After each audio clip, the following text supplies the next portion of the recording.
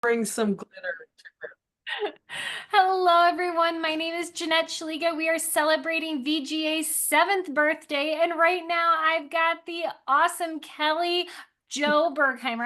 Kelli Jo, Kelli Bergheimer, and she's going to be presenting how to extract ThruLines information to Excel. So, Ancestry DNA to Excel. Love it.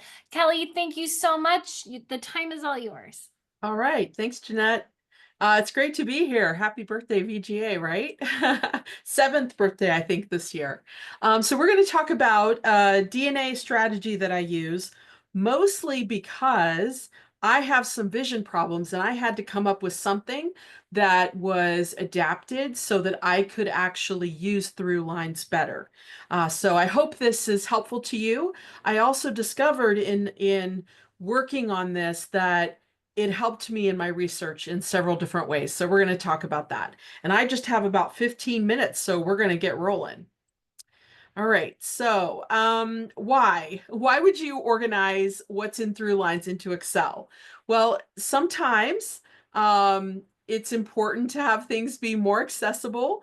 I also like the fact that I can keep updating it as new matches come in, and it's just but it's searchable for to use Excel. And when I say Excel, that's generic for numbers or for anything that's any other spreadsheet kind of software. You can also do this on paper, but it's just easier to see rows and columns, probably if you have either a table format or Excel or Airtable or one of those other formats. So let's just review quickly about what you need to do to see ThruLines in your Ancestry account. You need to take a DNA test there. You need to opt in to see your DNA matches and to be seen by your DNA matches. And you need to link your DNA test to your family tree. That's done in the settings. A lot of people skip that when they do the test and have to go back to settings and do it later.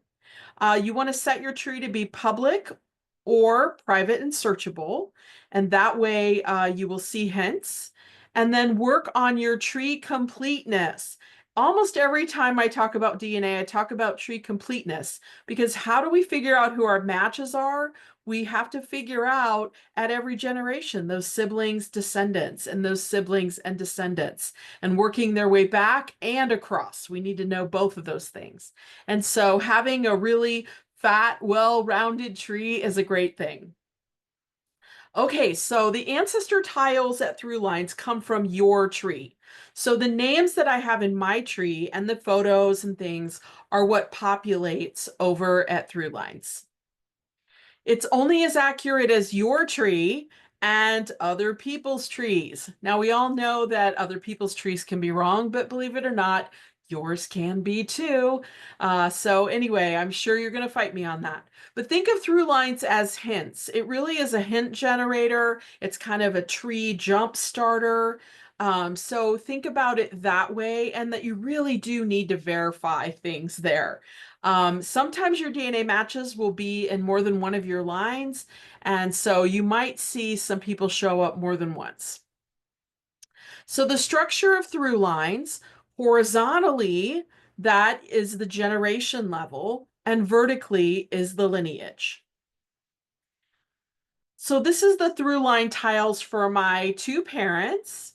So it says here, these ThruLines are generated using Kelli Bergheimer's DNA results that are linked to Kelli Jo Reed, that's my maiden name, in Kelli Reed Washer Bergheimer Tree 2020. So it's giving you the tester, the person in the tree, and the name of the tree. And so you want to check that, especially if you're managing trees for a lot of different people and you've got people who have linked DNA to different trees. It's going to at least orient you. But these are my parents. Each one of them have a tile. Each one of my ancestors out to the fifth great grandparents, if I know who they are, have a tile in ThruLines. So some of my ThruLines, this is my fourth great grandmother, Charity Gower. And what you can see again, across is the same generation, siblings, that Emily, Stephen, Enoch, Sarah, William, those are all siblings, children of Charity. You can see by the corners on there that those are all the descendants of Charity who have DNA matches to me, but don't forget two important things. There could be other DNA matches in my match list that belong here, but they're just not linked to a tree. So they have like maybe an unlinked tree or no tree at Ancestry or something like that. And the second thing to keep in mind is that even though there are 5 children listed here of charity, there may be more children of charity. They're just not captured here because they don't have children, grandchildren, great-grandchildren who are DNA matches to me. So it is really important too, especially when you're at the 4th or 5th great grandparent level, you want to check your siblings and see if your siblings match someone who has another lineage. So you can crowdsource your siblings. We call that inferred matching. So the matches of my sister or my brother actually are matches to me as well because we're of the same 2 parents. So this is how it's oriented. The horizontal is a generation, and then vertical is the lineage. Anytime you see an arrow, like an arrowhead to the side or an arrow down, you should click on those and see what's in all of those little boxes. But this is why it's difficult for me to see it, because as soon as you click one of those, it kind of jumps around. And when things jump around on screen, I have a trouble with that with my vision. So there's 2 types of view, relationships and lists. So relationships just means the tree view. That was the view that we were just looking at for my 4th great grandmother Charity. But there's also a list view. So let's take a look at that. So this is ThruLines for my 5th great grandfather Charles Springer. And you can see here that over on the left, it goes on and on with lots and lots and lots more children. But I descend from Charles's son, Aaron Springer. And there are 94 DNA matches that match me that descend from Aaron. And 7 more that descend from Jonathan. And so are Jonathan and John the same person? So, we've got all kinds of things we need to check out here. But I wanted to point out that you can look at the relationship view to see these matches, but especially if there's a large number, you might want to try the list view. And if you click on the list view, then what you'll see is over on the left, the children of Charles who have DNA tested descendants who match you. Those DNA tested descendants come from these particular children, allegedly. I'm using a lot of qualifiers, right? But these are the children on the left of Charles. And over on the right, you can open up and look at all the shared matching. And so the list view for me is a lot easier, but some people like the tree view. And that's what relationships is. This is just a 2nd great grandfather of mine, Charles. I'm sorry, this one's Isaac Robbins. And there are 3 of his children captured here. He had 6 children who had some descendants. I don't know if any of them got to the point where they're my generation or my mom's, and whether or not any of them have DNA tested. But this is the 3 that we're showing here. I just want to point out here, there are a lot of things to evaluate, right? So I have a DNA match there at 8 centimorgans. Okay, maybe. I always say maybe if it's that low. But that person descends from Sarah, who descends from William, and private, and this match. So when we're thinking about evaluate, you can open this up in ThruLines and it'll tell you what information, what other people's trees were used, maybe what documents and things were used to determine who's who in this tree. But definitely you want to check those out before you just start adding these generationally to your tree. So the other thing you might find is that you will see sometimes a potential ancestor box pop up. So I clicked on that potential ancestor tile, and then what I got was an ancestor that I didn't have in my tree, William John Todd. And so I descend from Samuel Todd. And so this is predicting, according to other people's trees and everything, that William is an ancestor of mine. So it doesn't just predict people lower down in the tree or siblings of your ancestor, but it can also predict parents sometimes. But again, potential ancestor, it's tricky, right? Because other people's trees and your tree. So I want to talk just for a few minutes that we have today about how I organize this in ThruLines. And your handout has just some screenshots to kind of refresh your mind. I know you've attended a lot of different sessions and, played Kahoots and all kind of fun things today, but I just wanted to give you something that you could take away. So what I do is I click on a tile and then I work on making a spreadsheet of all of the people and matches that I see related to that tile. So this is my great grandfather, John Reese. And so what I have here is I've started an Excel spreadsheet, just a blank sheet, and I've just labeled it with his name. And then I click on the tile in ThruLines and I go look at that. And then everything that I see on screen, I put into Excel with the lineage and vertically and horizontally the generations preserved. So let's look at this for a minute. ThruLines is suggesting that I have 12 potential DNA matches through John Reese. And so we've got Harry Reese, Magdalene, and Howell. Now, John had more children than that. So, of course, we're going to want to go to the census. That's not all the people in the family, but those are just the ones who have DNA tested descendants who match me. So Harry is my lineage. So under John, I write Harry, and then I have my father, and then I have me. Now, of course, I'm going to use all the real names in mine. I've redacted some things here. And then we've got Harry's sister, Magdalene. So again, that's same generation as Harry. Harry's brother, Howell. We've got Magdalene's son, David, and then a match, PW. Now, what I've also captured is relationship, which is amazing. I'm so glad Ancestry tells us that relationship. And then I also captured just that span of years. The reason why is because I don't even know if they're accurate or not, right? I think they're accurate, the ones that are in my tree, but I don't know. So I really want to make sure that I'm looking to see if a generation might have been skipped, if there's somebody conflated with someone else. We usually expect to see the siblings to be relatively close in time, not 50 years apart, right? So that might give us a clue that something is maybe a generation or so off when we've got same named people. So you can see here what I did was I took this initial look and then I put them horizontally and vertically into a table so that I can start to build the relationships.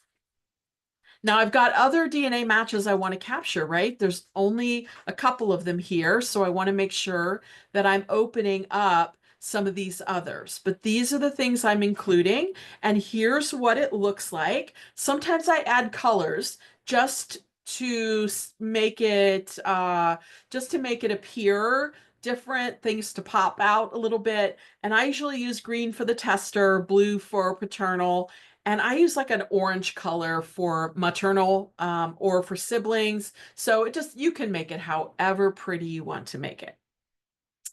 So now I'm going to expand the field. So I started with a few of those DNA matches, but I want to expand this.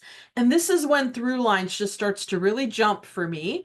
And I want to also look at those other 4 matches, and I want to add them all into my chart. So I expand that 7, and this is what it looks like. And remember, it's jumping around, jumping around. And so some of the fields collapse, and so it's kind of hard for me to follow sometimes. So this is why I go in and I add these to the lineage. So I've got John Warren Reese. I have 2 private children, and then I've got 2 more DNA matches there as well. So I'm going to add these in. And I'm going to add 2 columns for these matches. So I'm going to add these 2 columns where Harry is. So you see Harry on the left. Harry's also in their lineage. So I'm going to add those 2 columns, add those 2 matches, and then do what I call backfilling the ancestors. So do the ancestors all the way up. So I'm going to add both of those private people are listed as children of John Warren Reese, of Harry Reese, and of John Edward Reese. So I've just kind of backfilled the lineage. Now, some of you might be thinking, well, why don't you take all of the Harry Reese and merge them together? Because you can do that with spreadsheets, right?